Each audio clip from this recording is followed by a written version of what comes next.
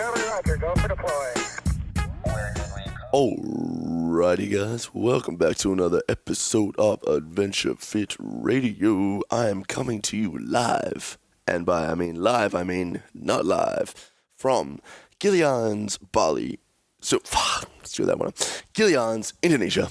Pretty rad place, guys. I'm currently talking to you with Doc fast asleep to my right. He's completely naked as well, so we've done pretty well. It's good. This week on the show, we have a powerlifter and chiro doctor extraordinaire named Jordan Shallow. We actually met him the day before he competed at the Arnold Classic, and he probably lifted about 1 million kilos. And we spoke everything from powerlifting to ice hockey to beards to talking shit to having a sesh. It was unreal Madrid, and by unreal Madrid, I mean it was really good. But first and foremost, today, guys, we are brought to you by Audible. So Audible, it's an online audiobook service, guys. It is unbelievable. It's where I get all my information. It's where I get all my books out. I love to read and to listen and to hear shit on the go. Right now, I am trying to get the Bhagavad Gita, which is a book recommended to me by the man, Mr. Jared Fleming. He also recommended to me the author Dan Millman, and I'm currently reading The Way of the Peaceful Warrior. It is unbelievable, guys. So if you feel like getting some knowledge on the go, having a book, listening to a book, getting the audio, oh God, it's so early in the morning, getting the audiobooks rocking, then head to www.audibletrial.com/ADVF, and you will get a free credit when you subscribe to their 1 month subscription. It's really good, guys. I strongly recommend it. We are also brought to you by Quash Creative, which is an Elwood-based freelance design firm run by our mate Sean Marsh, our good old mate Sean Marsh. His sole aim is to solve business challenges with creative solutions, whether that solution is a new website, logo, or marketing strategy. If you come to him with a problem, he'll work out the most effective way to solve it.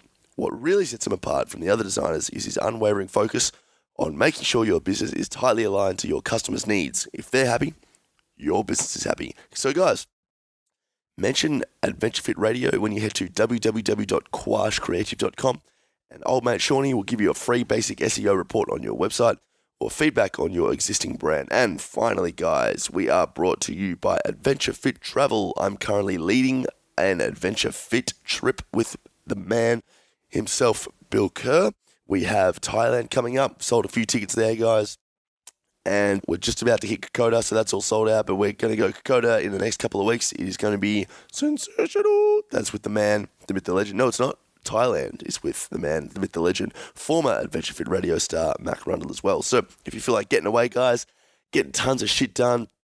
On Bali, just for an example, we went surfing with Carpaoli, gymnastics seminar with Carpaoli. We went whitewater rafting. That was probably my favorite. We did tons and tons of yoga. We had a sick time. We went out and had a bit of a party last night. It was great.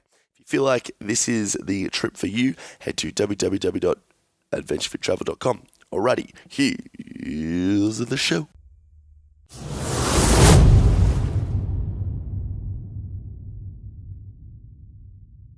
Alrighty, welcome back to Adventure Fit Radio, guys. This is Doc here. I'm sitting with Tommy and Jordan Shallow. And before we throw to Jordan, the Muscle Doctor, we are going to the Muscle Doc. We are going to throw over to Tommy to welcome him with Tommy's tribute. We're actually going to throw to another Muscle Doctor, who's actually the biggest in the room here, quite clearly. So anyway, I've gone for Stuck in the Middle with you because we've done it over the past couple of shows and it's a fucking good song. So here we go. Basically, he didn't have time to. Okay, yeah. I was just like, it's my favourite tune. This is Southern hospitality right here. Yeah, that's right. I'm nervous.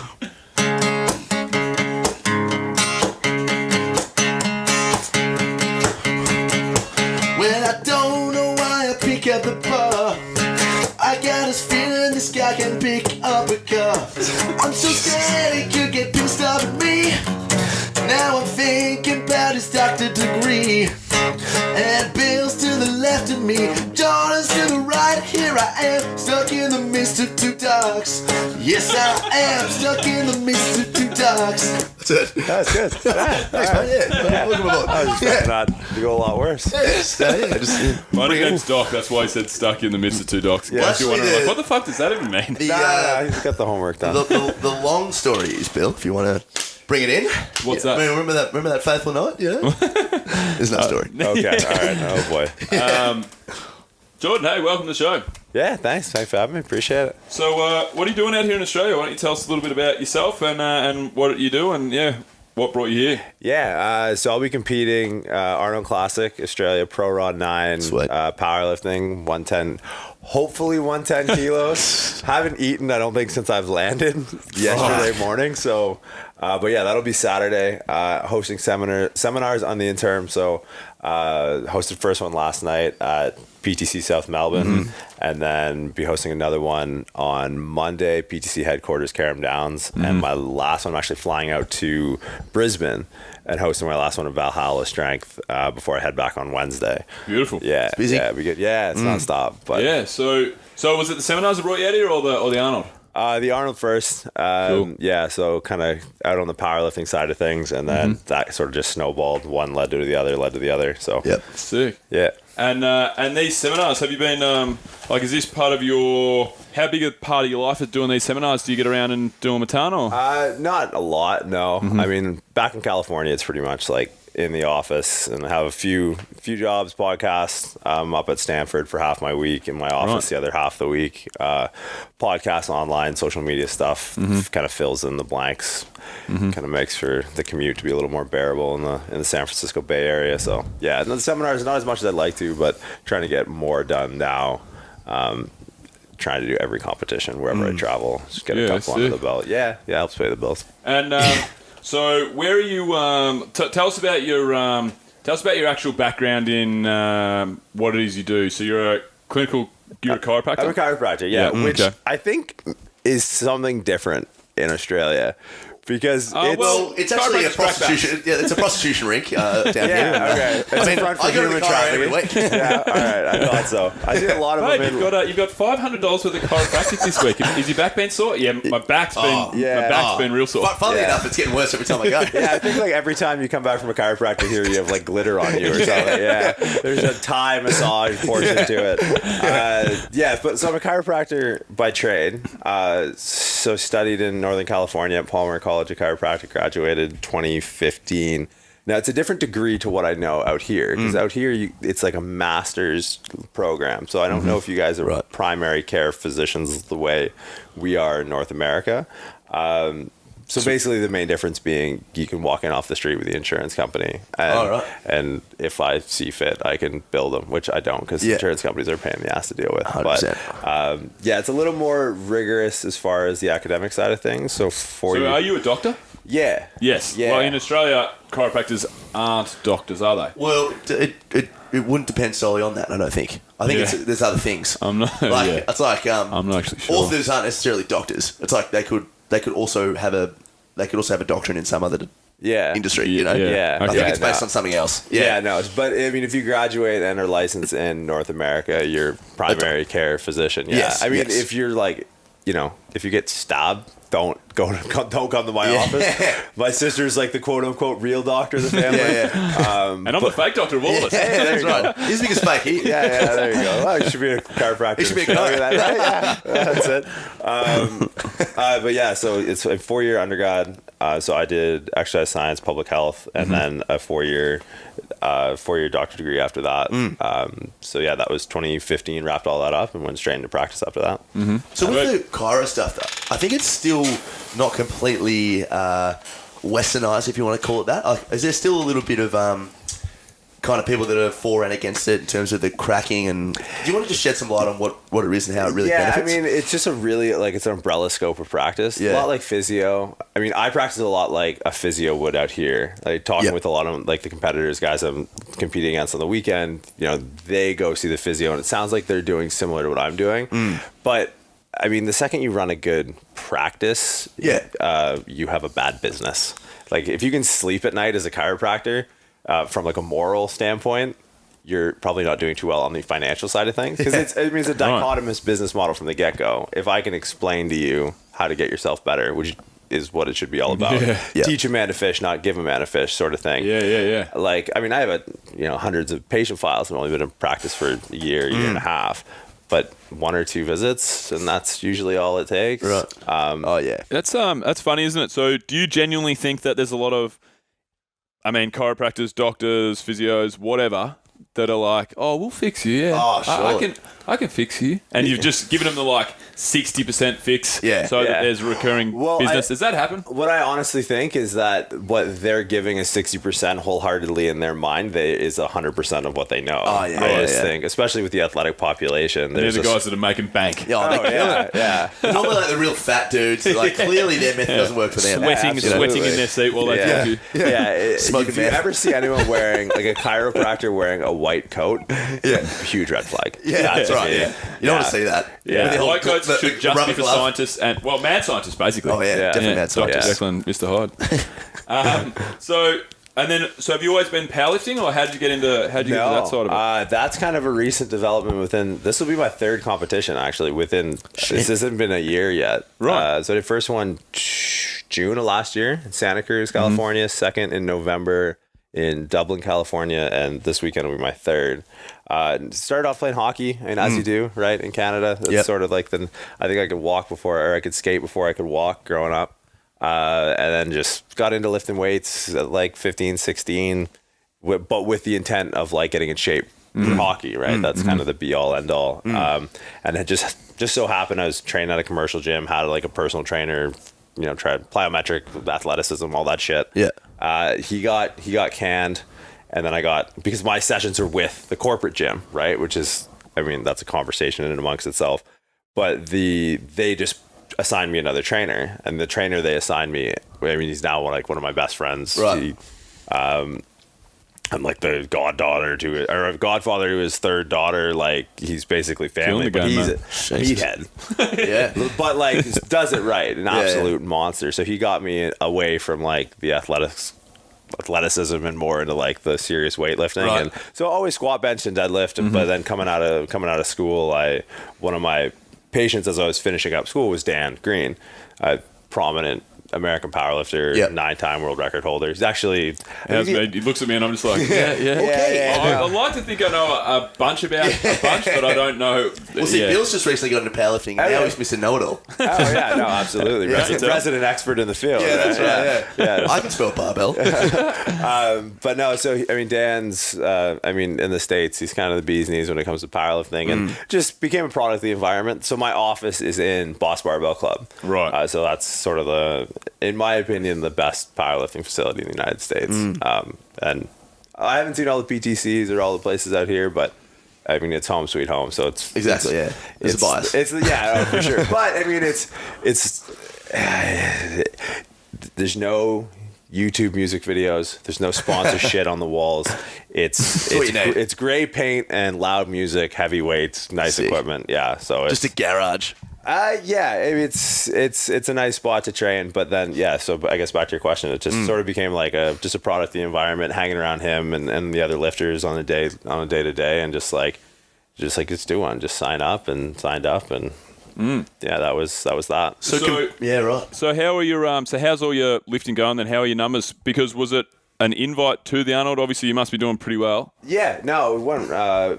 Every meet got better. The 2 that I've done. So first meet I finished 17. Oh, okay, I'm gonna do pounds and I'll try and flip it. I can figure it out. Our gym uses the bus, okay, so I'll figure it out. First total was 1720. That's $1 million. Okay, thank you. Okay, I know my last total was 830 kilos. 830. So what's that? 1830. Yeah. Let's get I just might get the calculator out real quickly because I've also got no idea. Yeah, I'm pretty sure that's 1830 pounds.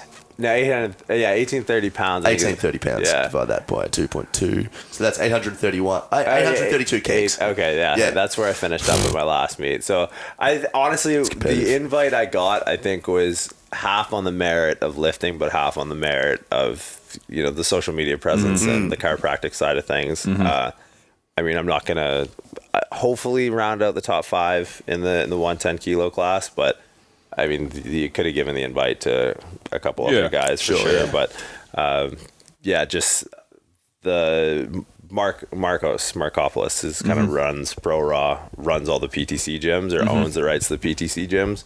and I'd met him and Emad, Neff, when they came over to a competition we held years ago. So just had a relationship with the directors, but all the more motivation to try and like hold your own at this meet. So this meet, definitely try and step it up a little bit. I think it's interesting that you just mentioned like getting kind of like 50% of the invite from like the social media and the exposure that you kind of have. It's funny, like, because I listen to Mark Bell's Powercast. And I have since before I was before this is the direct competition. I listen to the people you hate. Wow, all right. I could just tell that there's something going on here that I'm not across, but we'll get to the bottom of it. We actually got Mark Bell before, but he cancelled, so we got you. That's funny that, yeah. But I was listening to that before I was doing any sort of powerlifting, just because it was a good level of banter and a good level of information, but there's a lot of that going on in powerlifting. Like every gym's got a mad social media presence. Like everyone's got thousands of followers on YouTube, and like everyone's kind of building their own little brand. Yeah. So how long have you been at your kind of what you're doing, building your personal brand for? 2 years. Yeah, I started about a year left of school. That I was working with.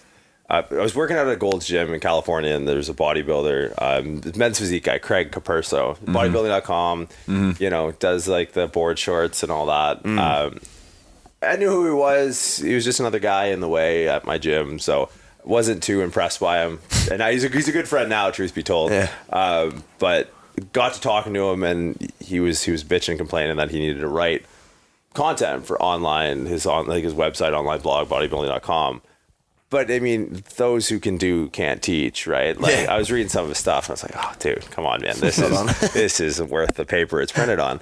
It was like, "Let me write for you." So from there, leveraged the exposure, started the social media account, started the Instagram account, and then slowly just started to build and see the value of it. I mean, I'm not the first chiropractor, physio / weightlifter / online presence, right? I mean, Kelly Starrett.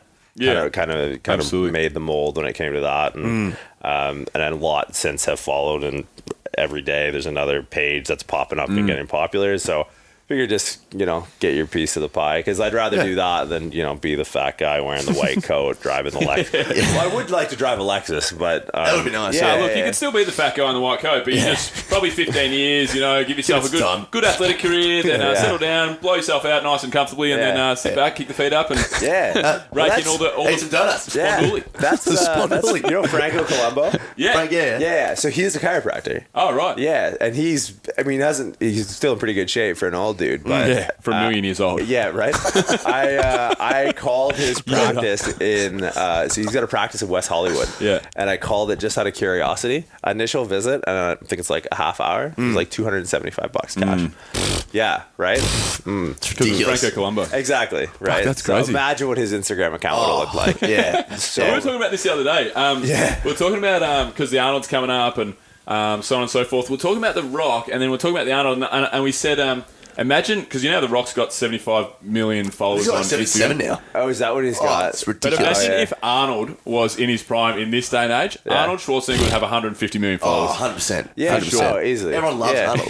How many? He's got to have a lot now, right? We got that. We got that now. I'm sure he does. I was gonna say, he's still got like a pretty good following. Yeah. Oh, definitely. And I think he has a potential to reach maybe further now than he otherwise would have back in the day, right? I mean, like with how connected we are with the internet and all that, for sure. Well, just how inundated he is across so many different markets and demographics now, right? Like you're having a tiff with the president of the United States, like. But Donald Trump's having a tiff with fucking everyone. Sure, Let's go. I tweeted him the other day, and he was like, "Fuck off, Doc, you're a dog." I saw that. Yeah, I think that was like one of his early morning bowel movement tweets. Yeah, fuck off, Doc, you're a dog.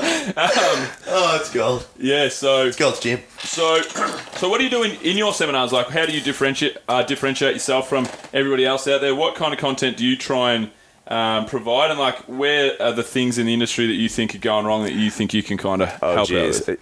Okay, well the second part we might have to avoid altogether because I don't want to get myself in too much trouble. Let's do it, man. Come on. Okay, let's start with my seminars first. I take a clinical approach to the sport of powerlifting because I was a clinician before I was a powerlifter, right? So I sort of look at it through a different prism of the conventional model of looking at like a powerlifting program is if it's squat, bench, and deadlift, right? Very rarely do you see supplemental or exercises or accessory movements outside of those movements, right? So people will come off a competition, they'll break down, okay, I was slow off the floor on my deadlift, I'm going to work X, Y, and Z as a supplemental movements, or I failed my squat coming out of the hole, it's got to be my glutes or upper back or whatever. There's always these arbitrary designations and reasons for the exercise selection moving forward, and it's seemed to be like this methodical programming thing, but people aren't identifying for their real rate limiters, right? Pain and instability are what's really holding you back. It's that value on the outside of the equation when you add up the quads and the glutes and the hamstrings and the lats and the core and everything that sort of ties together,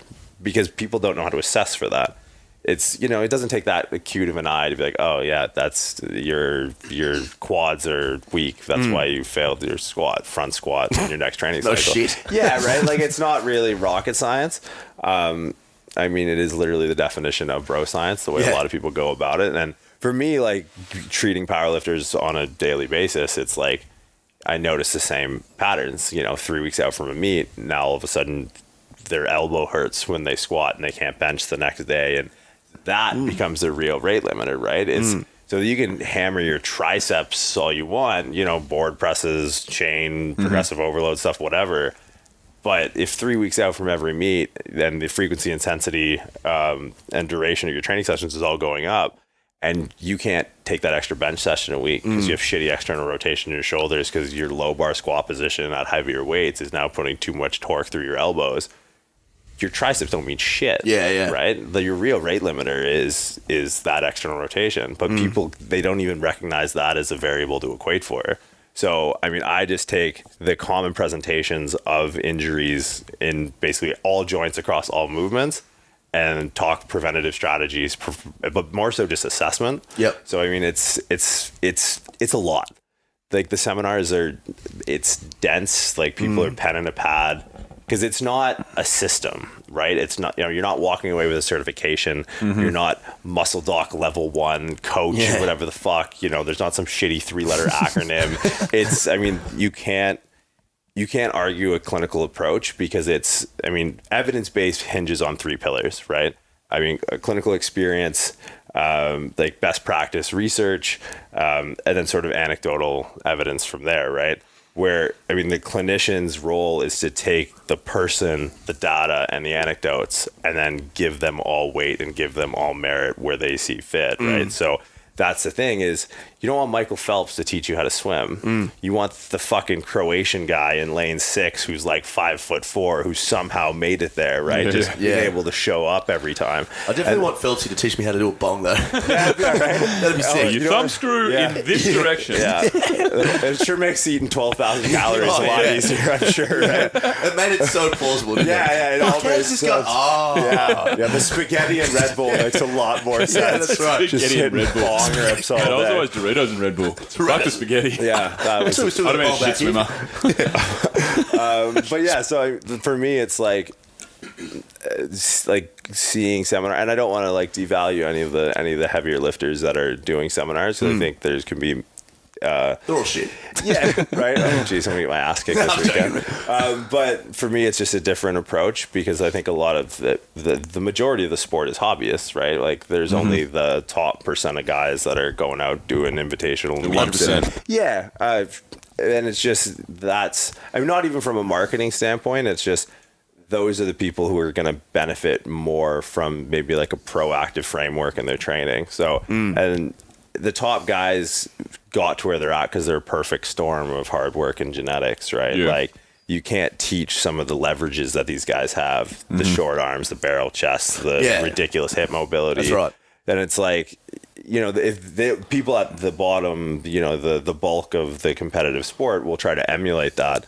But it's like, these are people that need to go to work. Even in the top ranks, it's like, you're not a professional powerlifter. That's not how you're paying your bills, right? Yeah. So, I mean, the life exists between training sessions for the majority of the sport. So for me, it's giving people the tools and understanding of how to apply biomechanics to be able to self-assess for that variable that's otherwise unequated for.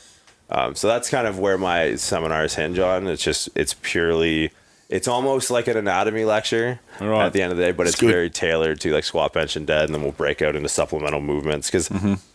I think with what I do, and there are a lot of guys that will do this. I'm not sure what the scene's like over here, but that the clinician athlete, the hybrid sort of thing. But for me, it's like I'm a huge proponent of exercising correctly before implementing corrective exercises. Physical therapists, chiros, you get the little orange band out, and we're gonna do 15 reps, and then we're gonna like stand, and it's like, okay, no, because the best exercise is the one you're gonna do. Some of my patients are world record holders in multiple weight categories. I think I have 5 or 6 world record, male and female, and it's like, you could have the best research on, this banded, serratus anterior wall slide with external is the best way to like balance whatever. Yeah. They're not going to fucking do it. Yeah. So it's like, I need to find a workaround. Like, hey, when you do your single arm dumbbell rows, do it this way. Yeah. You're going to oppose rotation more by isometrically contracting your external obliques. For him. So, so basically, rather than some fancy warm-up routine that can get you ready for this, and this, then you go and move wrong in the main movement where you're actually using the fucking most, where you're moving the most weight, I should say. Yeah. Then you focus on moving the most weight correctly first, and then hopefully that fixes everything else. Not entirely. I mean, there is, because powerlifting is just 3 exercises done to a full range of motion. We're not taking those joints to a full range of motion. So I definitely do hold a lot of stake in like the warm-up component, but it's tailoring it in a way that is palatable to the athlete that I'm dealing with, right? Like, I mean, I deal with, my days are the stark contrast morning to afternoon. When I'm in my office, it's people who, it's the difference between, people that want to squat 600 pounds or get to 700 pounds, right? I don't deal with many people that want to go from, learning how to squat to like 135. Yeah. In my first half of the day, in my office at Boss Barbell, it's the upper echelon. Yep. Flip that on its head. My afternoons I spend at Stanford University, and I just work one-on-one with physicians, and I teach them how to train. Right. And it's not like rehab setting. It's just, these are most of my sessions at Stanford end with, oh shit, I got to go into surgery. Yeah. Like, all right, we'll see you next week. So it's being able to kind of read the room a little bit. And like those people, I can give that serratus anterior wall slide to fix their shoulder imbalances and all that. It's a strong enough stimulus for what their top end neural load is, right? Where it's like, if I'm trying to implement some, stability, whatever, on someone that can. You got Brian Shaw. Then all the stability work in the world's probably not what he needs. He needs to move right when he's pulling a fucking 800 pounds off the floor. I mean, get him, if you're going to get him to do a shoulder stability, you need to find an 80 kilo kettlebell that he can do a bottom under press with, that kind of thing, right? So I mean, just get like a nice handle welded onto a car or something. He was on my flight. He was on my flight. Oh shit! Yeah, did he take up 14 states? He had the whole entire middle section of the plane. I don't know how. I think they put him upstairs or like over the wing or something. They strapped him to the top and then said, "Stick your arms out." Yeah, it was, his build was actually a live goat. I've never seen, like, most of these guys, bodybuilders, whatever, you see them in person and you're like, oh, okay, you just put like on a big Instagram filter and you just stand by yourself and you look back. Pictures don't do him justice. I've never, like, it's been a while since I felt like a grown man could cradle me in his arms. It was probably my father at like 2 years old. Which is probably the same to scale. Probably the same. It's funny because like we were at the baggage carousel, like standing next to each other, and it was like we had the same Under Armour bag, but mine was just like a normal duffel bag, and his was just like, it was like a hockey bag. And when we were standing next to each other, we were like Russian nesting dolls. And I'm like, this is ridiculous. Fuck, he's a big boy. Yeah, he's massive. And I think, is the mountain bigger than him? I believe. Is he just big? I don't know, actually. Man, that could be taller. I think Brian Shaw's like bigger though. Yeah. Because he's 200 kilo. He's like 440. The mountain? Brian Shaw's 185 kilos. Yeah. So Brian Shaw's more solid than him. Yeah, definitely. And I think they're both like 6'8" or 9" or whatever. He's nice. I met the mountain at not the Arnold, but it was called FitX. It was like this other. Sure. So I met the mountain. So we were walking around with one of my mates, Truzzy, and he had a 1,000-pound blow-up dumbbell that someone had given us as the show was kind of finishing. It was like 5 p.m. And I didn't even know who Ronnie Coleman was at the time, but Truzzy said, "Oh, there's Ronnie Coleman. Let's go say good day." Who's this guy? Who's this guy? Mr. Doctor over Oh here. my god, that's Anyway, Jesus. so Truzzy goes, "Let's go get a photo with Ronnie Coleman." And I'm like, I'm not somebody that likes to get photos with people because No, I I'm just the same way. in my life it just doesn't give me any value. Yeah. I feel like so. We're But all I was, definitely getting a photo after this, by the way. Just so you know. That being said, on that note, but yeah, so Truzzy went over and I said, "I'll take the photo for you." He goes, "Yeah, right."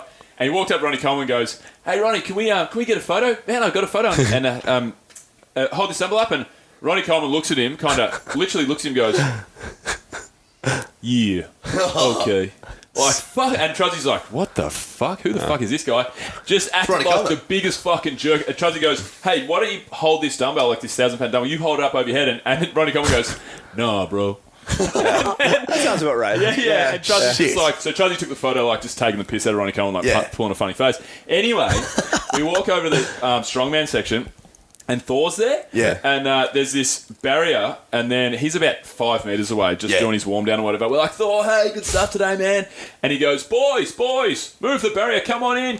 So he's a legend. Yeah, shit. we're like, sweet, walk over. Chatted to him for about 30 minutes. That's sick. Truzzy gets a photo with the dumbbell with Thor. My mate Tunners gets a photo with the dumbbell with Thor. I said, "Fuck it, I'm getting a photo with Thor." And then I got one just like hugging the big dog. I was so impressed. He's the nicest guy in the world. Just a genuine legend. There's only one person I've been like starstruck photo taking. I met Arnold at Gold's Venice in California. That's sick. Chest day on a Monday. It was like so you were small. It was like going to the Vatican and like meeting Jesus on Sunday.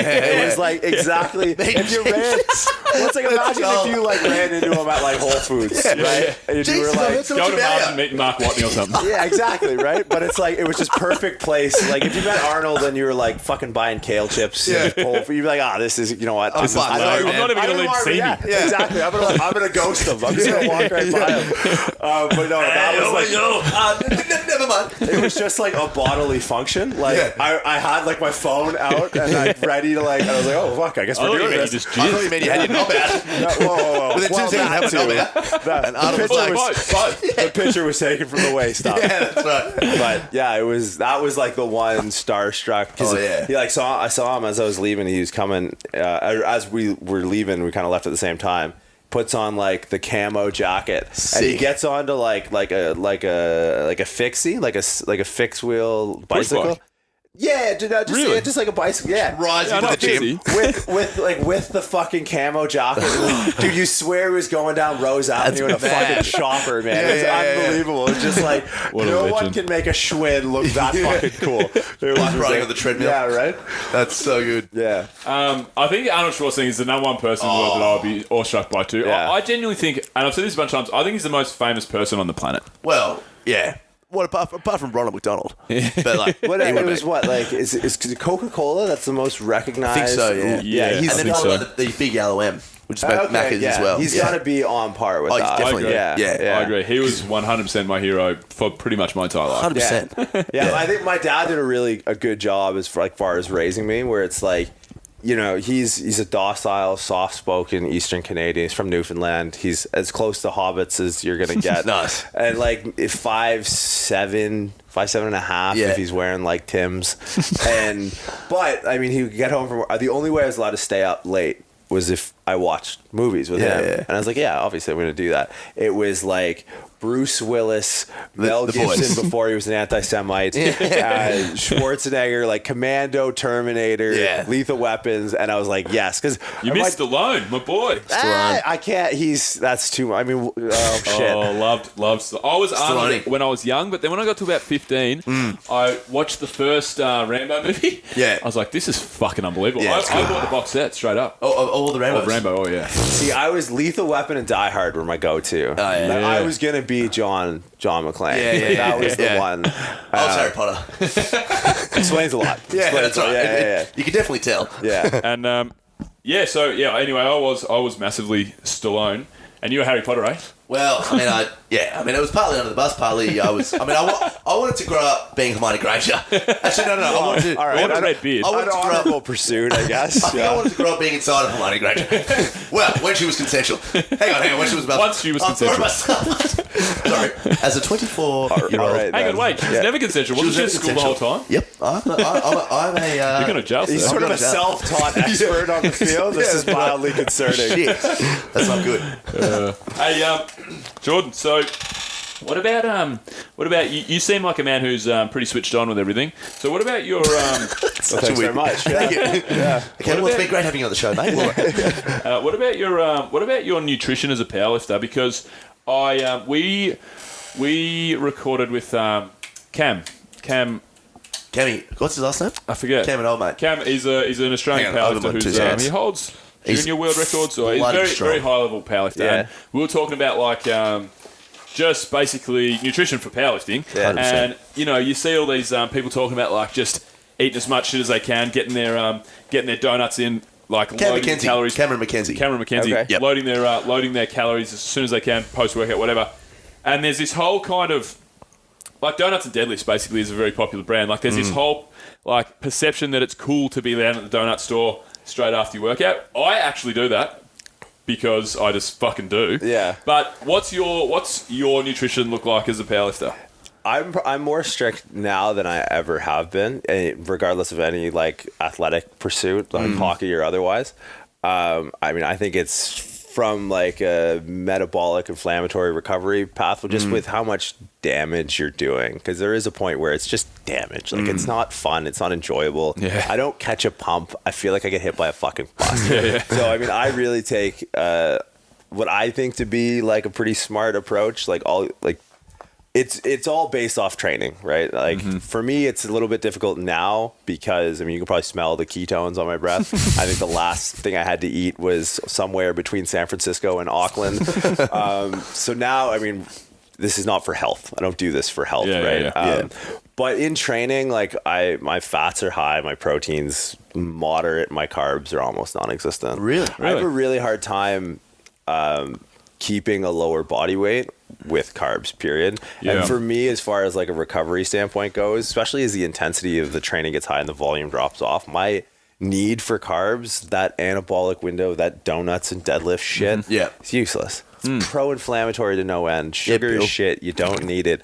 Your body has the ability to go through gluconeogenesis. You will get available blood glucose from stores within your body that you don't need to be ingesting exogenous carbs, especially sugar, especially post-workout. It's so tasty, though, isn't it? Yeah, no, don't do. Okay, I mean, Let's be honest, I'm not changing. on Saturday, Yeah. from between the hours of 8:30 and 10 o'clock, Yeah. between weigh-ins and like, I will be a professional eater. Yeah. I will be the biggest fucking hypocrite. 39 Plus Pizzeria is already, they have a Nutella donut that will be going that's down good. That's multiple unreal. times over. Yeah. But it's like in training where for me it's like you're just powerlifting and bodybuilding and strength sports are sports that are played out in the gym, right? I have already competed. This is the fun shit. This is the manifestation. It's entirely proactive. It's not reactive at all. It's not like you run your own race, right? I'm not worried. My numbers are set. I already know what I'm going to hit first, second, third attempts. If all goes well, 9 for 9. If someone else drops out with a stomach bug and I win by default, fine, cool, whatever. But I just I have a number in mind and that's really it. So the last 12 weeks have just been getting to the point where those numbers are attainable. Yeah. And for me, it's carbs are few and far between, more so early in the training cycle where there's more volume, where I think I'll put them to use and not really gain weight. But even then, it's fairly strategic. I'll do like the blowout cheat meal stuff. Got to keep the wife happy. I mean, I got married December 17th. I don't think I've been home for dinner since. So kind of like just screwing the pooch a little bit as far as like... Not literally. No. But as far as like just... What breed of dog is your wife? Oh, wow. Luckily, she's not going to listen to this, so I'm not at all worried. Sorry, man. Is Aussie a breed? Sorry, man. Don't say that about your wife. Yeah, it's all good. She says worse. That has to be one of the funniest things you've ever said on the show. You said that in a real negative way, too. Yeah. That was First Anyways, gag. yeah. Sorry. For My me, first gag. it's just, Proud of myself. I mean, it's just protein, keep the fats high. So, are you proper ketogenic then? No, I mean, I'll throw it in like once a week. The last couple of weeks, I'll throw in like the blowout cheat meal. Yeah. Just because the metabolism kind of goes static throughout the week. And I mean, I started the training cycle at 120 kilos. I'm closing in, hopefully, knock on wood, on 110. I mean, the sauna Shit, tonight, man. and I should be good to go. So where are your sources of fat? Like what's just Avocado run us through some whole day. diet. Oh yeah, I mean, let's like walk through some like an average day. First thing in the morning, it'll just be like black coffee, half an avocado, 4 or 5 whole eggs, and then a couple hours later, maybe protein shake, some natural peanut butter.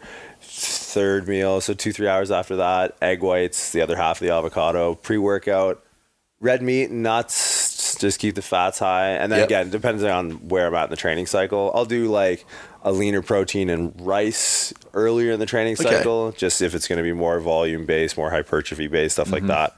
But I mean, my last couple of weeks have just been like hell. Like because I mean, you got to work up to a heavy like double or triple on squat or bench, but it's or deadlift, squat, bench or deadlift, but it's like I don't take big jumps in training. I'm not like 1 plate, 2 plate, blue plate, green plate kind of thing. Like very strategic. Okay, what's my top set? What increments am I going to climb by? And I mean, I like to not have that catastrophic moment where I know guys that'll, their first set, like they won't even go empty bar. They'll go right to like 300 pounds.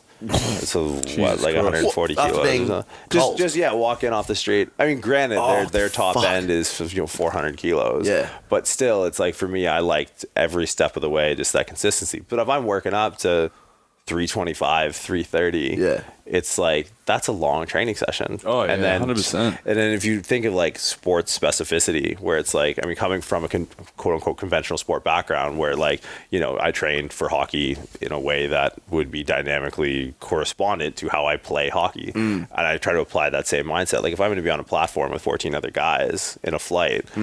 And they all take a minute, I'm looking at a 15-minute rest period. 100%. Right? So, I mean, if I'm taking these incremental jumps and, if I'm doing top doubles, for example, I'll do like, I'll do set of 20 with the bar, 10 with the bar. But the idea with that is like you want your volume to be adequate enough to build the technique. That repetition will make your technique more efficient. Every rep you do, you should sort of be able to tune in a little bit more to the mechanics of the movement, without reaching a point that repetition is now causing fatigue that will detriment the movement. So it's finding that Sweet break spot. even, that sweet spot. Exactly. So I mean, there's long ass training sessions. So last going off, it's just like the carbs are negligible, really. It's just a matter of getting your head right for the training session. But the nice part is, and I do it in a way that's you kind of, it would almost be like purposely training at a deficit, like training at fatigue. Like when I go to work out, it's usually after a 12-hour day. I've done 6-7 hours in my office, 6-7 hours up at Stanford, some online bullshit, and then by the time it's like 8 o'clock, oh wait, great, now I get to deadlift. So everyone's like, oh man, like aren't you worried about like the flight? I'm like, are you fucking kidding me? I get to sit down for 18 hours? I haven't sat down for 18 hours in the last like 2 years combined. So it's just like You just do flybys. Yeah. What are you doing today? I'm just going for a flight, babe. Honestly, Dinner, sorry. Yeah. I mean, shit, like 18 hours in coach. It's all right. This will be the last podcast.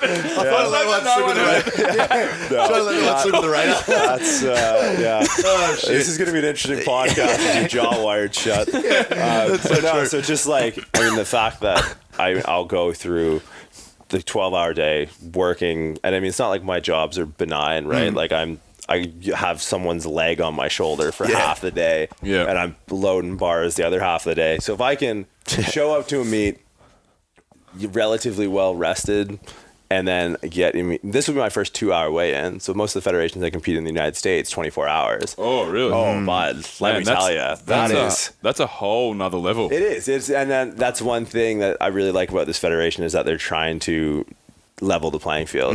Although, I mean, I'll put on 7 kilos between 8:30 Saturday morning and 10:30 Saturday morning without breaking a sweat. Like I will be a professional eater from 8:30 to 10:30, and then I will be a powerlifter. Man, you must be counting down the seconds. Oh, can't fucking wait, man. I can't fucking. I mean, the hardest part will be with the 2-hour weigh-in, keeping it clean. Yes, right? of course. Like oats, fats I don't really need, maybe just to slow down the digestion a little bit. Protein's not really going to be there. It's just going to be like picking smart carb sources, because you can let that run away with you pretty quickly. Oh, especially in this mindset of like being starved essentially for the fucking past. I'm celebrating an eating disorder. Yeah, Like, don't exactly. get me wrong. Yeah, that's right. From one eating disorder to anher. Yeah, Oh, absolutely. And you're telling everyone that so we should do my it. last competition I did Reebok Record Breakers in Dublin, California in November of last year. The week leading into it, diet was going well, and then just kind of like had a fight with the missus. I was going to say that. Yeah, I know. And then just like had to save face, went out for dinner, ice cream, all that. I stepped on the scale at like 121 kilos the Sunday before the meet, where I had to be 110. Shit, man. Made the cut for the Friday, got down. So I think I lost something like 26 pounds between Sunday and Friday. And then between insane. Friday and Saturday morning, I put on 25. What? That is Yeah. insane. How much would that have been water Jesus. weight? Oh, a large part of it. Yeah. I mean, just think about like, and that's what I like about, I mean, obviously there's a lot of reasons I like being a leaner powerlifter. Like, to me, the fat powerlifter thing is just, it's so antiquated now. And really, One, it looks good. yeah, and Yeah, that's that's right. honestly, that's such a huge part of it. You look at the guys who you know, and that's a big part of the marketability of it, is can you look like a superhero and Exactly. lift all these weights. But because the more muscle mass you carry, the more potential water weight you can also carry with that too, right? So the more fun you can have with the weigh-in. So it's kind of funny, because the idea with this meet is to like keep it a level playing field. Yeah. I'll be 20 pounds heavier than other guys I'm competing Trying to against. find this photo that But I'm also suffering like Yeah, that's no right. other right now. So But what's the thing? So like you're going to have that massive period where you're eating tons of food, and then do you have to compete later that day? yeah. So you still have to sort of be smart about what you eat, so not to just So I mean, if you think about it, for me, like, and then this is something I consider in training, right? My squat workouts are the ones I'll come in the most empty for, because I don't want to really refeed too much post weigh in, to the point like I'll have like some pancakes, and salt is going to be the biggest thing, and that's where a lot of guys overshoot. They overshoot on the sugar. Well, sugar is going to release water in your GI tract. That's going to cause you to bloat. I want my belt to fit everything the way it's fit the whole training cycle. I don't want to show up wearing another pair of fucking shoes, right? Why would I want to wear my belt in a different way? That's true. But after the squat, it's on. That's really when the refeed kind of takes full effect. I'll eat anything and everything, because bench. While you're competing. What's that? While you're competing. Well, yeah, I mean, because there's 3 weight classes that we'll cycle through on Sunday, or on Right. Saturday, sorry. So we'll go through, 95 is the next lighter, which is strange, because usually they have a 100 kilo weight class and the 110. So I think it's like, Yeah, the weight classes are different. Yeah, so a lot from of my weightlifting to powerlifting, you may know. No, a lot of my friends have been competing. Like a girl, Sinead at PTC. oh, yeah. You yeah, do meet I think Sinead? I met her last Yeah, night. you would have met her last night for sure. Yeah. She's normally 67.5. Yeah. But she's trying to compete at 60 because that's the closest, because it's normally 67.5 and something much harder for her to make it to. Right. So, Yeah. a bunch of the PTC athletes are dealing with different weight categories Yeah, as it well. was. I 'cause- mean, mine is the same, but there's usually the ones underneath. But anyways, there's 3 other weight classes. There's 3 weight classes total on Saturday for the men's, and it's going to be the lighter guys will lift first. So I'll have a little bit more time before I warm up. Granted, they'll be minutes ahead of me in warm up or in weigh-ins. I think weigh-ins start at 8:30. It takes less time to weigh people in than it does to cycle through 15 100%. people, loading bars and all that. So I'll be a little further ahead of the 8 ball as far as like getting some of the weight back as some of the lighter guys, because they're literally off the scale into the warm-up room, where I am off the scale into a Tupperware container, and that's kind of where you'll find me. But pre-squat is going to be a little bit more controlled. Post, because the biggest one for me that you're going to get the most out of is putting on more weight. For the weight moves weight, especially for the deadlift, Yeah, where for like sure. there's not that loaded eccentric.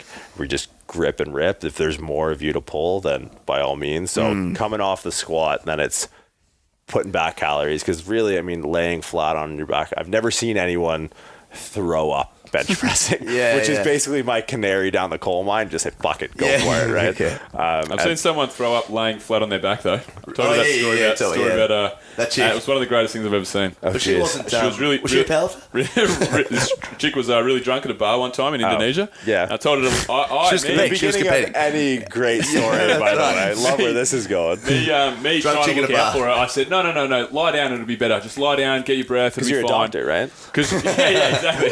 She lied down flat on her back and then just threw up Just in a fountain straight projectile. up and then straight back down on her face. Well, that's gravity for you, I guess. Well, there was a girl in Florida. She was like one of the higher ranked national powerlifters in the United States who third attempt. Have you guys seen this? I've seen this. It went I know what you're yeah, talking about. just I don't know what it was. Someone for it. I think someone told me what she ate, and it was just like, oof, that was a bad idea.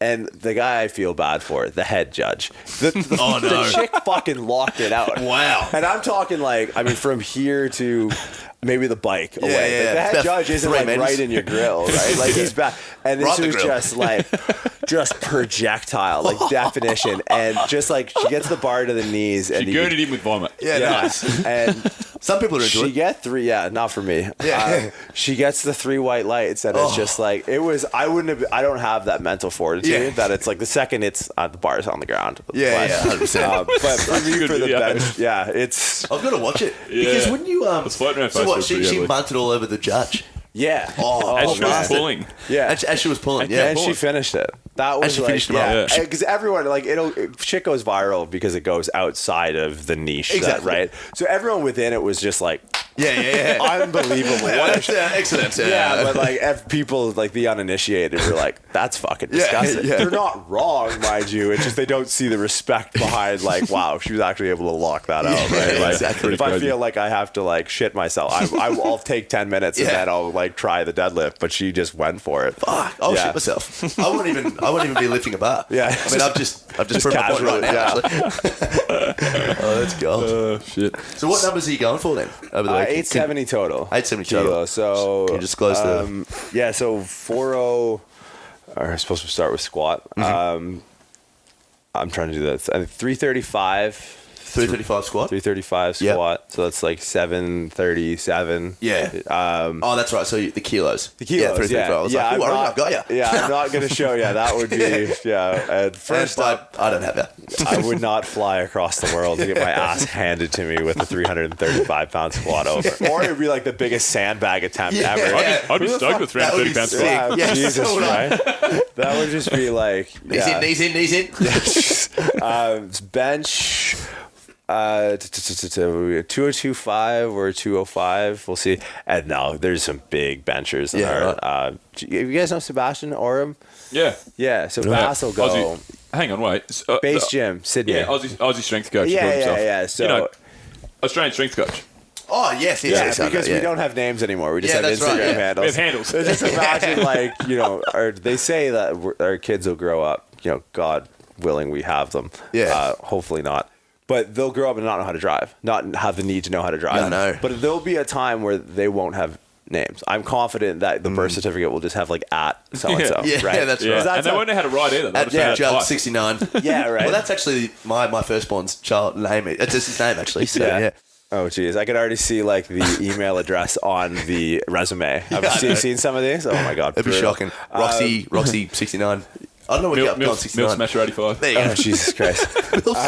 That's actually what makes me. That's Doc's old one. Had a But bit yeah, of trouble. he'll bench like 220, 230, like 500 plus strong, pound man. bencher. And then so I'll go, 205, try and hit like 446 or 446 pounds or 457.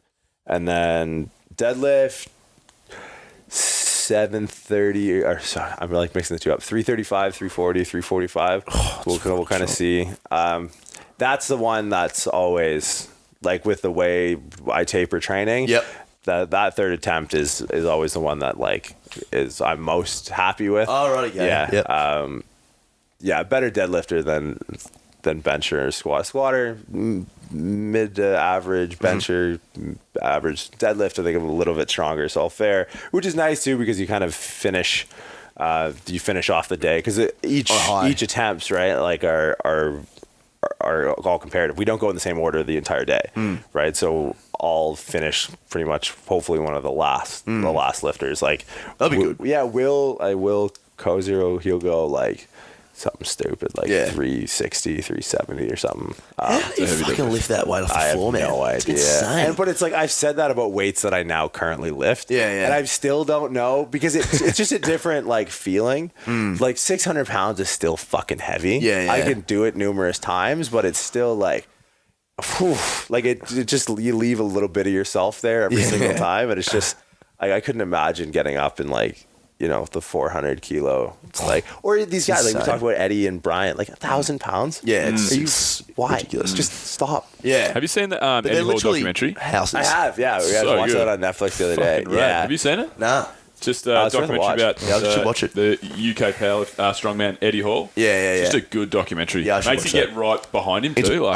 Because he's just a bloke that just doesn't seem like the most talented bloke. Like, obviously, his biggest talent is work ethic. You know, like, And I and think he's that's just so understated. Yeah. Like, people 'Cause it talk is a about talent. genetics and stuff, and I think that's such a hardwired genetic component, is like, Absolutely. how many lazy fucking people do you know Yeah. that are just like, you look at them like, dude, if you just gave half a shit, you'd be unreal. Yeah. And it's just like, they don't have it. Just like, People you're use such that a waste. excuse though all the time. It's like, oh Sure. yeah, but he's got good genetics. It's like, yeah, but that doesn't mean Yeah. you shouldn't try. Or like, good genetics don't get his fucking ass Nah. up every single morning at Yeah, like that's- 6 o'clock, right? that's right, that's right, yeah. No, that Eddie Hall, he's like the people's champion, man. Yeah, it's yeah. such a good. It gets you think so he got, fired up.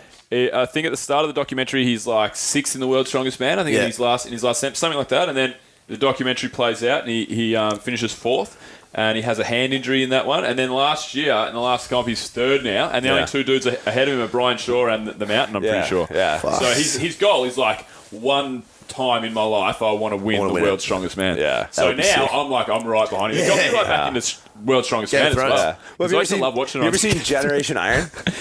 Yeah, I've seen Generation It's Iron. like, I've seen it's Generation like Iron, Kai yeah. Green in Generation Yeah, Iron. exactly. Where he's You just just wanna- like beloved sweetheart underdog story. Shit haircut. Yeah. Strange cat. Yeah. So Because they're coming out with another one, eh? there's The new Generation Iron. is there a new generation on? Yeah, don't watch it. Yeah, pretty average. Well, it's because it takes a hard look at like the social media influence, and like basically it takes Instagram famous people and it makes them silver screen famous, and it's like I can't support that. We were Like, talking about this you before the show. name dropped a few people earlier in the show, and I literally covered the mic and did not reflexively talk mad shit about the stupid people that social media has made famous. Yeah. That movie just We'll have to go perpetuates. back to the show and then re-listen to it and then just Oh, I make know that big. exactly who he's talking about. Yeah, I know yeah. exactly who he's talking And about. it's like Doc from Adventure Fit Travel. I could go for days. Yeah. It's just What problem do you have with? We don't need to go anyone in particular. Dropping we names. can if you want. Well, I mean, Mark Bell, you just was the I guy just you're don't talking about. like. I mean, it's a gym that's close to where we're at, and Yeah. I mean, I respect the business side of things, but I mean, so if you go to our gym, it's like I said, it's gray paint and loud music. There's no. If you try to shoot a fucking music video, or that you pay some Asian kid to follow you around with a DSLR, no, get the fuck out of there. We don't want your money. It's not worth it. Yeah. Right? Some money's not worth making. Where that gym is now a studio. Like, there are people that will drive down from Sacramento to train with us. Yeah. Because it's about the lifting. It's not about likes and subscribers. Granted, those are tangible business metrics. Honestly, like when I get together with colleagues that do similar things that I do, we don't talk about adjusting or soft tissue work or anything like that. That's stuff we all know. We talk about literally like conversion rate from Instagram posts, like Building your if you can brand. get and it's a weird conversation to have on a business end of thing. Granted, I mean, I don't like the social media side. Like, I don't like doing it. It's a necessary evil. I hate and it. Yeah, right, it's definitely but- despise a it. necessary evil. It's the perfect way to say like it. the Yeah. vanity and everything is just like it's- I can assign a dollar value. Like if one of my, an athlete with X number of hundreds of thousands of followers does a post with me, I can see this return on the office or this return on online sales or whatever. So I mean, do it, but it's just when it's done at such a pitch and such a frequency, and it just doesn't resonate with any sort of intelligence. Like when it becomes entertainment, that to me, it's like Taking away from the sport. Yeah, almost. you have to have. I mean, you can put furniture in the room, but at the end of the day, you have to have steel in the fucking walls, right? Yeah, and I think that's a lot of what I see that's wrong with, especially in powerlifting, because everyone, it's a rat, like it's a rat race. Well, that's It's what a I mean. gold Like, you rush. look at the guests on the Powercast, for example, and I'm like, who the fuck's this guy? And I'll look him up, and he's got like 100,000 YouTube followers and this and that. And I just feel like powerlifting, that's what I think of when I think of powerlifting. I think of YouTube. Yeah. I think of YouTube stars. You know, like, and that's probably because a lot of the powerlifting fighters like how it shifted. Yeah. But you must admit, I think Mark Bell's doing it well though. Surely his super training The stuff. one thing I will say about the Powercast, I am extremely close friends with the guy that does the intro. The guy with like more bass in his voice. Jim McD. No, you're talking Matt Nickerson. Oh, he does Matt like Nickerson. Dick Lickerson. Dick Lickerson. Yeah, so he is he lives across the street from me. He's a very close friend. That is my favorite part of the podcast. Luckily, it's the intro, so I can turn it. Yeah. I can turn it off. That was a great show. Well, it's just for me, it's like there's not a market for intelligence. Yeah. Right, which drives me nuts because it's the products. Like I took a go at Donnie Thompson. Mm-hmm. And the bow tie. Have you seen this thing? No. So it's like this postural. It's Heard of a bow tie though? Yeah, I know what a bow not tie in is. the way. I mean, I'm fine with. They're hard to tie. Don't get me wrong. Yeah, but like this thing is like it's like a posture shirt that you wear. It's like it just pins your shoulders back. Mm-hmm. And for me, have you seen that? Yeah. So I mean, I took a go at him, and it's like I'll take. I don't like going after people. Just what they. I'll go after what they do, not who they are. Yeah. Right? Because I think that crosses a bit of a line, but it's like with the marketability of some of these products, it's like I can't as a clinician, as someone who is poor because they choose to have integrity and like sleep at night. Yeah. In a cardboard fucking box that I'm paying $2,500 a month for in the Silicon Valley. Yeah. Granted, it just drives me nuts to see stupid people getting rich selling shit to even stupider people. Oh well, man. I mean, isn't that sentence right there the definition of Instagram? Like just tons of hot chicks like putting up fucking hot videos. Yeah. Or the definition of the economy. Well, the economy. Right, exactly. Yeah, probably more some also the economy. Yeah. But I mean, I'm still following all the girl. Yeah. But I got a big problem with Instagram. It's not good. I just spoke to Tommy before because I deleted it for. So I've got a personal Instagram which I obviously continue to grow for this reason, same as you're talking about. Yeah. I've got 2 for Adventure Radio and Adventure Travel, which my assistants run, so I don't have much to do with that. I oversee it, but I don't have to actually do the day to day, which is good. But I deleted Instagram and Facebook. I got the newsfeed blocked on my computer, but I still. And I went pretty well for about 2 or 3 months there. Yeah. And now I still fucking sneak back on there and I get dragged into this and that. Now I'm back using both of them again because I just don't think they're a positive impact on fucking anyone. No. Well, they're not, but you have to be able to, Yeah. And the other thing is, just the Insta fame. I think it's just created a market that leaves beautiful people with an outlet to not give anything really back to society. And I went on a date with a chick last week. She has a lot of friends. She worked at a strip club, and she had a lot of friends that are like... Just a few little things there, no one. Right. She worked at a strip club. She had a lot of friends. In one of Melbourne's best strip clubs, a lot of her friends got like... What are they called?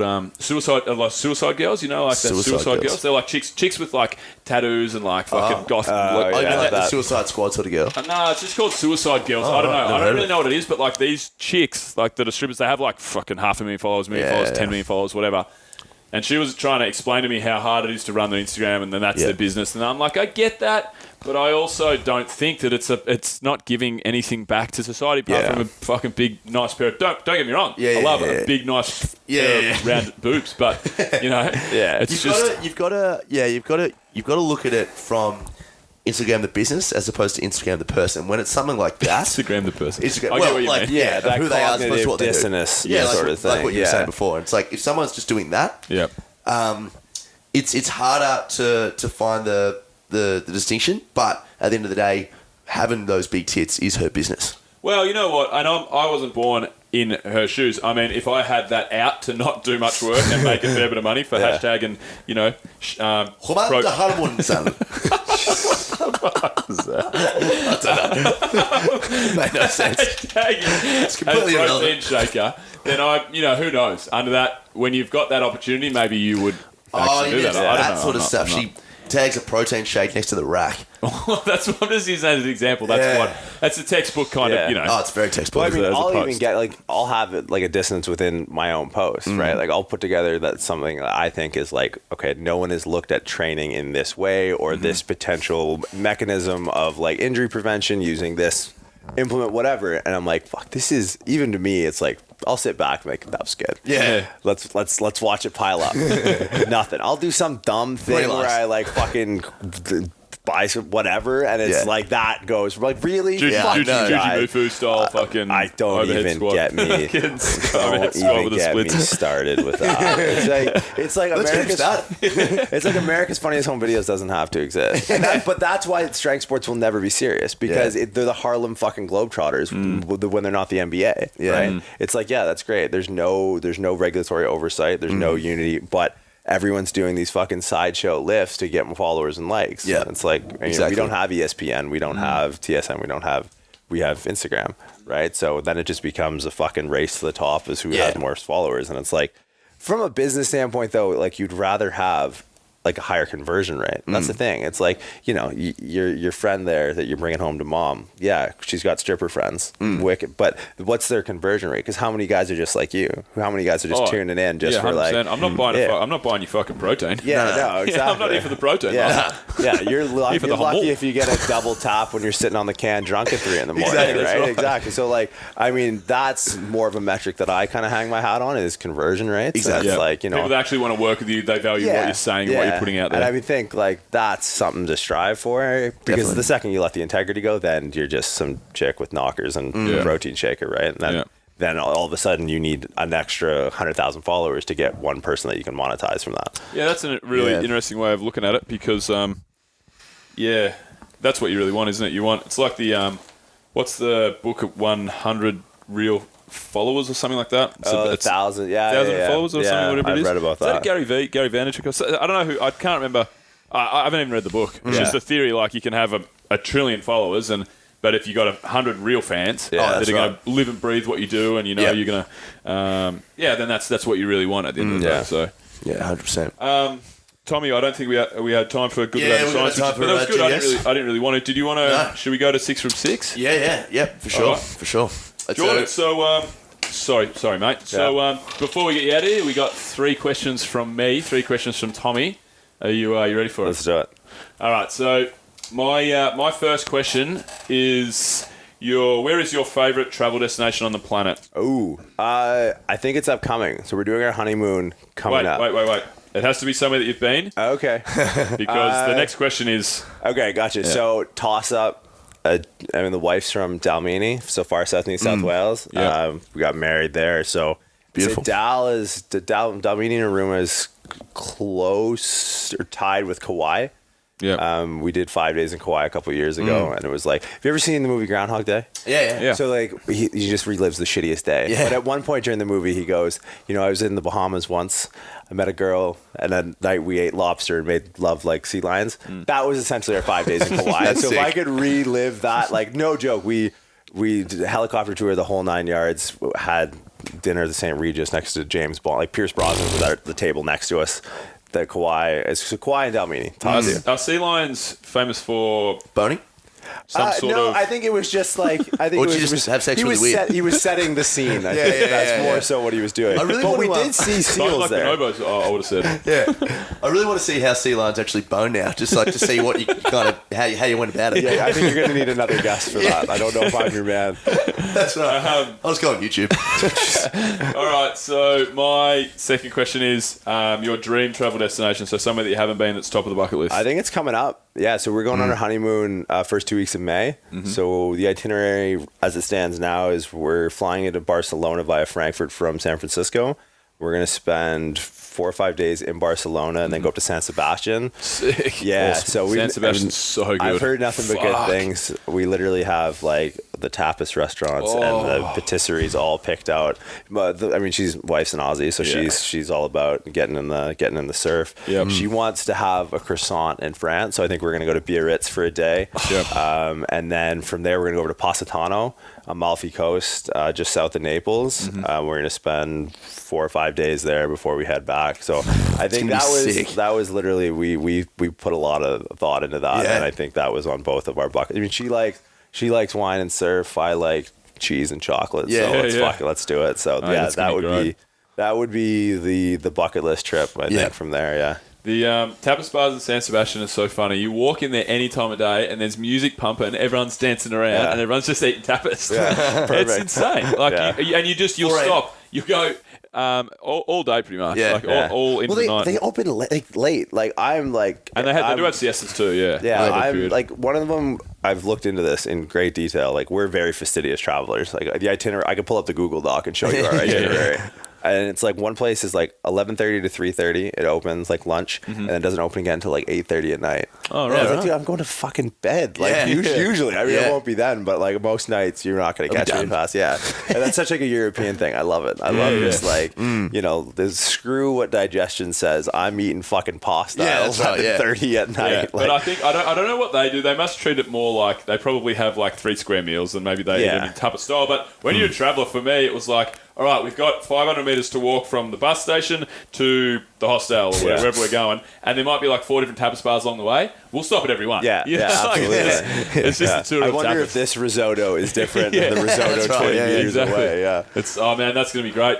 And then my final question is, do you have any books that you have loved that you like to recommend? They can be any sort of read. Can be a comic book. Can be I'm just like a biography. nerdy anatomist and at the core. So, I mean, I was just doing my seminar yesterday, and the one I find I reference the most, and this isn't to do with anything travel or anything, but Anatomy Trains, Thomas Myers, for people who like to work out, I think is a really good roadmap for predicting injuries and just kind of knowing how muscles make movements.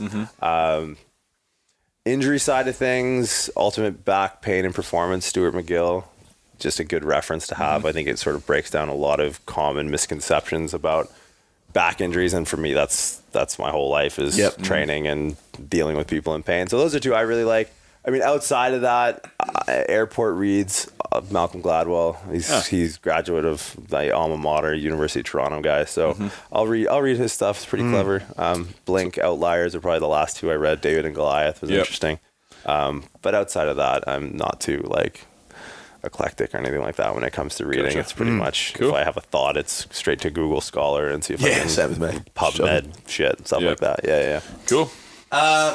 Jordan, what do you like to do when you have some spare time or some downtime? Dinner. Just food. dinner? Honestly, Even I at was, breakfast time? You know what? Yeah. But I rarely have free Faster time. again. Honestly, when we, when I met Melissa's brother's a fine dining chef. He owns, if this is Australia, like a lot of Australians do. 50% of our 50%. listeners Okay, are if you are in New South Wales or even I guess it would be the eastern part of Victoria, anywhere on the coast, he is an executive chef at a restaurant called The Whale in Narooma. And unreal. Like my idea of fine dining, so where I'm from in Canada, like southwestern Ontario, Windsor, right across from Detroit, Michigan, about as bad as it's going to get. Like one of the highest unemployment rates. My idea of fine dining growing up was, hey, let's go to Applebee's. Yeah. Like, oh shit, it must be serious. He's taking her to Applebee's. Someone's getting married. Yeah, right. But like when I met Melissa, and I mean her brother's unbelievable chef. Yeah. I might drive there right now just to like 9 fucking Mate, you hours. gotta pay tomorrow. Yeah, right. But since living in San Francisco Bay Area, like I really have, I don't want to say I'm a foodie because I think there's an air of snobbery that comes with it, but the food in San Francisco is out of control. So whenever we have time and I'm not training, it's, you know, we'll get on the Michelin list. We'll see what's around, and it seems like every block there's another Michelin 2 or 3. So that's sort of our thing now, is we just sit down, nice dinner, not have to worry about cook, clean, Awesome dishes, shit like that. So that's our go-to. Nice. What about someone you looked up to as a kid or someone you currently look up to? I mean, I like celebrity status. Like anyone. I don't know, like how Tom corny Ahern, do you, Adventure Fit Radio. how corny do you want to do this? Oh, let's make it super corny then. We'll make it super corny. I mean, the old man, yeah, Pops. Like, because it's funny. I talked about like watching like all those like Rambo and like Commando, all the Terminator movies and all that. But it's like that really got me through, like when I was 16, 17, like that got me through a lot of bicep workouts. Like, you know, get to the chopper. Like, but like now it's like, I mean, I'm 26. I get home from a long day of work. I just find myself laying on the couch, just fucking dog tired. And then like I start to like get it more. Like I look at my dad who just like did everything he could, like came from like, my dad came from a part of like far eastern Canada, Newfoundland, where like wrong side of the tracks kind of thing. So he made it out, and it's like Newfoundland's kind of a bit like a prison sentence in that way, where it's like you want to make it off the island sort of thing. Wow. And did that, and I mean I made it out of Windsor, and so by the end of the day, when I can just kick back and relax with the dog, life's good. So the old man gets a shout out for that one. So yeah, he's a good dude. All right. Well, we should do. Oh God, I have one more question, don't I? Yeah. Sorry, mate. If you could invite 3 people, dead or alive, to dinner, who would they be and why? Ooh, tough. Yeah, very tough. So I think Very tough. first out of the gate, just in the off chance that this ever makes it to his ears, Jon Stewart, political satirist. Oh, right, okay. That's a good one. Yeah, that's to me. I love stand-up comedy. I think it's just like the observational side of the human experience to me. Yeah, so I really like stand-up comedians. So he would be one. I think we've never had Jon Stewart before. No, I definitely That's haven't had good. Jon Stewart. Okay, Yeah. all right, good. At least I'm We not like you. Yeah. I feel like Schwarzenegger's gotten a lot of coverage. I'm gonna leave him on like the rain check if someone. He can just be at the kids' table. Yeah, one of the other guests can't make it. He'll show up. Yeah. Shit, that's tough. I think Justin Trudeau. Justin Trudeau? He's Current the prime minister. Canadian Yeah, prime minister. I think. Oh, yeah, right, Just the timing of it. I think if any other less contentious time in geopolitical history, I think he wouldn't be there. But the fact that he's such a abstract counterpoint to the shitstorm in the United States politics right now, I think every time that like Trump does something ridiculous, and I don't want to turn it into one of those things, but right now, like living in the States as an immigrant, and that's really on like when I walk through the immigration line, I'm just as likely, even though I don't fit the color swatch, to be given a hard time at U.S. immigration. So, For sure. He's really been going to bat lately. Makes you proud to be a Canadian. Yeah, it's and good. that's something that, like, living immersed in the United States, I look and walk and talk and dress like any American would, especially in California. There's not really a designated accent or shit like that. Apart from the Canada hat you got on your head and the it's maple leaf on Well, your that was on the your arm. thing, right? That was it.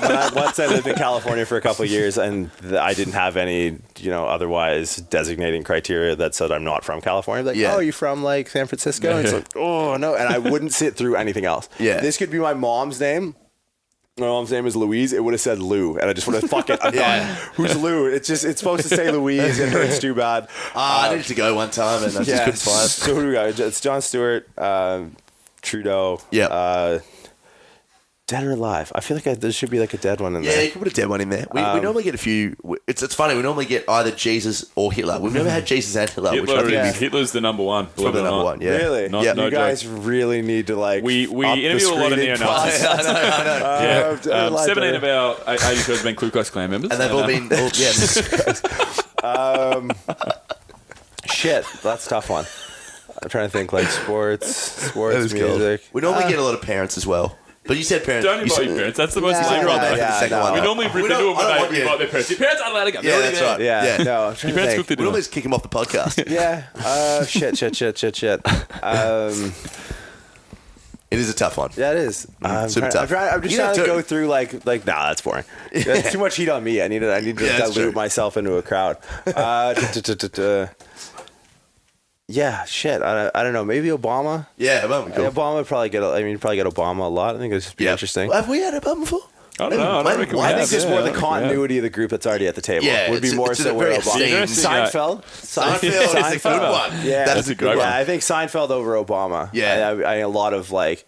I used to hate, like, I would just hear the bass line of the show and fucking turn it off. And then I sat through one episode and I could do from episode 1 through to the end of season 9. We were just talking about this. We're just talking because I've just got Stan. In Australia, there's Netflix and there's one of its competitors is called Stan, and I've got the 30-day free trial. 30-day free trial at the moment. I'm like, oh, this Stan's alright. It's fucking probably better than Australian Netflix. Really? And it's got Seinfeld on. So this is deadly. my desk normally. Like I got 2 screens that I work off. But I've been so slack lately. I sit at my coffee table and do a lot of work. Yeah. And I have Seinfeld on in the background. Like this nice, is when I know 'cause- I'm getting real slack. And I mean, I used to be like this when I studied. It's like I need to listen to music that I know back to front, right? So it's not like in my conscious thought. And that's Seinfeld now. I've seen every episode so many times. same. It signals, Yeah. like I could just do it, just That's tune great. it out. But yeah, so that Seinfeld, Trudeau, and Be a good Jon table. Stewart. Yeah. What would That you is a eat? good table. What's that? What would you eat? Oh fuck! Right now, anything. The table, like table. I literally couldn't tell you. I think the last thing I ate was like cantaloupe between Auckland and here. Like, really? I've been thinking, it's Really? about like because you don't want to fuck with hydration too much. Because that's your biggest predictor of performance, right? When the hydration goes, everything falls apart. Calories, I point. can be hungry. You Yeah. can live without food. I'm sure, as you guys know, in your trout, like for a longer period of time, than you can live without water. Absolutely. So I'm not trying to survive. I'm trying to lift a bunch of heavy shit on Yeah. Saturday. So I keep the hydration in, cut the food more or less Wow. out. Yeah. I mean, I was at Doherty's at 5:30 this morning. Yep. Just going in for a workout, just trying to move, but the water will stay in, everything will be there. So Yeah. Interesting. Fuck, man, that's insane. Well, finally, Jordan, where can people find you on social media and anything you want to plug? Yeah. Let's talk about Let's that. talk about how good it After is. Shit story. I'll be sure to put up like another shirtless photo. Those are always good. Fuck you. Yeah, Don't look at seriously. me. Yeah, I'll hashtag the protein shaker. Instagram at _muscle_doc. Facebook, the Muscle Doc Integrated Performance Therapy is the one I use for my office. YouTube, the Muscle Doc. So fairly continuous throughout social media. That's kind of where you'll find me. Trying to think. Website, www.themuscledoc.com. Doesn't get updated too much. Podcast at RX Radio. So that's RX''D Radio. So that's something I do with business partner from time to time. We usually get up there once a week or so. So yeah, that's my online footprint in its entirety. Beautiful. Yeah. Cool. Awesome. Well, thanks for coming on the show, Jordan. That was great. Yeah, I appreciate you guys having me. Thanks, man. Yeah. Alrighty, and that's a wrap. Alrighty, gang. Thank you for listening. Hope you enjoyed a bit of insight into how old mate Jordan Shallow rocks. If you liked any of that stuff from the show, guys, head to www.adventurefittravel.com. Head to the podcast link, and all the stuff we spoke about will be there in the show notes. Also, to gang, please leave us a rating and review. That helps us tons. Bill and I always read the rating and the review comments, and if we love them enough, we'll talk about them on the show because they're just funny. I fucking love them. They're the best. Guys, Quash Creative, head to www.quashcreative.com. Mention Adventure Fit Radio. You'll get a free basic SEO report on your website or feedback for your existing brand, lol, by old mate Shawnee. Head to www.audibletrial.com/ADVF to get yourself some information, maybe escape with a fiction book. And finally, guys, www.adventurefittravel. Keep up to date with everything Adventure Fit, from the podcast to the travel to maybe something else new that we are launching. Don't want to blow the lid yet, but yes, Adventure Fit TV is going to happen at some point, guys. So head to all that stuff. You'll be a happy man and or woman, depending on who you rock with. Alrighty, until next week, good. Bye. Discovery Roger, go for deploy.